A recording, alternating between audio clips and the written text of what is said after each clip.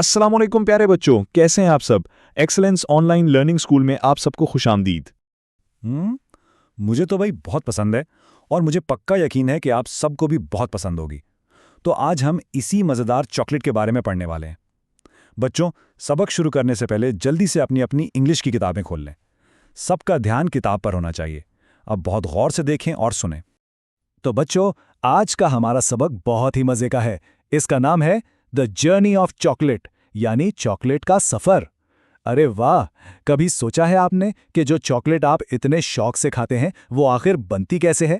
चलें आज इस राज से पर्दा उठाते हैं। चलें जी, पढ़ना शुरू करते हैं। सब अपनी किताब में देखें। It takes the pod about 6 months to ripen. इसका मतलब है कि कोको की जो फली होती है ना, उसे पकने में तकरीबन 6 महीने लगते हैं। बिल्कुल वैसे ही जैसे आम को दरख्त पर पकने में वक्त लगता है। फिर after that the pods are collected into heaps and then split open to remove the beans. और फिर उन सारी पकी हुई फलियों को इकट्ठा किया जाता है, उन्हें खोलकर अंदर से उनके बीज निकाल लिए जाते हैं। तो सफ़र के पहले 3 कदम क्या हुए? सबसे पहले फलियां पकती हैं, फिर उन्हें जमा किया जाता है और आखिर में उनमें से बीज निकाले जाते हैं। बहुत अच्छे। चलें अब आगे देखते हैं कि क्या होता है। और अब यहां से असली जादू शुरू होता है। Now the process of delicious chocolate making starts, यानी अब मजेदार चॉकलेट बनने का अमल शुरू हो गया। First of all the beans are heated और placed in the hot sun to dry. सबसे पहले इन बीजों को तेज धूप में सूखने के लिए रख दिया जाता है। Then they are sent to factories, और जब वो अच्छी तरह सूख जाते हैं तो उन्हें एक लंबे सफर पर यानी फैक्ट्रियों में भेज दिया जाता है। तो अगला कदम क्या है? बीजों को धूप में सुखाना, बिल्कुल वैसे जैसे हम घर में कभी कभी चीजें सुखाते हैं। और फिर इनका अगला पड़ाव होता है फैक्ट्री। अच्छा, तो फैक्ट्री में क्या होता है? Chocolate beans are cleaned before they are roasted in a big oven. Factory पहुंचकर इन बीजों को पहले अच्छे से साफ किया जाता है और फिर एक बहुत बड़े ओवन में भूना यानी रोस्ट किया जाता है। जैसे हम घर में केक बनाते हैं ना ओवन में, बिल्कुल वैसे। Next the shells are removed from the beans, और फिर इनके ऊपर से छिलके उतार दिए जाते हैं। छिलके उतारने के बाद जो मज़ेदार हिस्सा अंदर बच जाता है ना, उसका एक खास नाम है। उसे कहते हैं निब्स। ये भुने हुए कोको बीन्स के वो टुकड़े हैं जिन्हें खाया जा सकता है। अब निब्स के साथ क्या होता है? The nibs are roasted and mixed with sugar and made into a paste.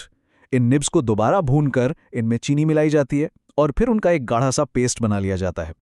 इस पेस्ट को और भी मज़ेदार बनाने के लिए क्या करते हैं? Dried milk and some flavours are added to the mixture. इसमें खुश्क दूध और अलग अलग तरह के जायके शामिल किए जाते हैं। जैसे हम मिल्कशेक में चीज़ें डालते हैं ना, this mixture is then poured into big trays, और फिर इस मिक्सचर को बड़ी बड़ी ट्रे में डाल दिया जाता है। अब चॉकलेट को बिल्कुल मुलायम यानी स्मूथ बनाने का वक्त आ गया है। दूध और जायके मिलाने के बाद इस मिक्सचर को एक खास मशीन जिसे ग्रेनाइट रोलर कहते हैं, उससे कई दिनों तक रोल किया जाता है। सोचें ज़रा, कई दिनों तक, ताकि ये एकदम नरम और मुलायम हो जाए। और आखिर में जब ये मिक्सचर बिल्कुल एक पतले माए यानी लिक्विड की तरह हो जाता है तो इसे ठंडा होने और सख्त होने के लिए छोड़ दिया जाता है। और बस इस लंबे और दिलचस्प सफर के बाद तैयार हो जाती है हमारी सबकी पसंदीदा मजेदार चॉकलेट। वाह! तो बच्चों, चॉकलेट बनाने का ये सफर कितना दिलचस्प था, है ना? इस कहानी में हमने कुछ नए इंग्लिश अल्फाज भी पढ़े हैं।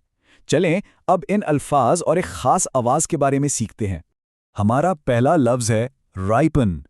मेरे साथ बोलें, रायपन। बहुत खूब। इसका मतलब है पकना। जैसे हमने पढ़ा था कि कोको की फली को पकने में 6 महीने लगते हैं। अब एक बहुत दिलचस्प चीज सीखते हैं जिसे कहते हैं डिफ्थोंग। ये एक ऐसी आवाज होती है जो एक वाउल से शुरू होकर दूसरे वाउल पर खत्म होती है, और ये दोनों आवाजें एक साथ मिलकर निकलती हैं। जैसे लफ्ज ऑयल में आप ओ की आवाज से आई की आवाज की तरफ जाते हैं, ऑयल। चलें इन अल्फाज पर गौर करते हैं। मेरे साथ आहिस्ता आहिस्ता दोहराइए। पहला लफ्ज है नाव। देखें, इसमें ओ और डब्ल्यू मिलकर आओ की आवाज बना रहे हैं। दूसरा है अबाउट। इसमें भी ओ यू की वैसी आवाज है। फिर है ऑयल, जिसमें ऑय की आवाज है। और आखिर में गेन, जिसमें ए आई मिलकर ए जैसी आवाज बनाते हैं। शाबाश, बहुत अच्छे। हर अच्छी कहानी का कोई ना कोई सबक जरूर होता है, तो चॉकलेट की इस कहानी का भी एक बहुत अहम सबक है। चलिए देखते हैं वो क्या है। तो देखें, चॉकलेट में विटामिन्स और मिनरल्स जैसी अच्छी चीजें भी होती हैं, लेकिन बहुत ज्यादा चॉकलेट खाना हमारी सेहत के लिए बिल्कुल अच्छा नहीं है। और सबसे जरूरी बात क्या है? चॉकलेट खाने के बाद हमेशा अपने दांत साफ करने चाहिए।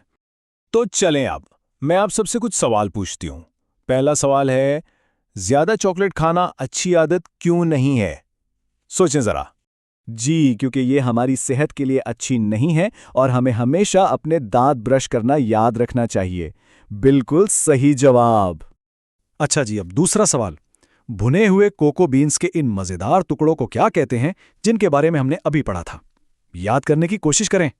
इन्हें निब्स कहते हैं। शाबाश, आप सबको तो बहुत अच्छी तरह याद है। Very good.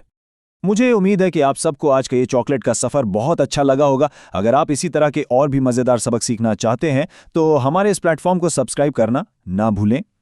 अगले सबक तक के लिए अपनी टीचर को इजाजत दीजिए। अल्लाह हाफिज।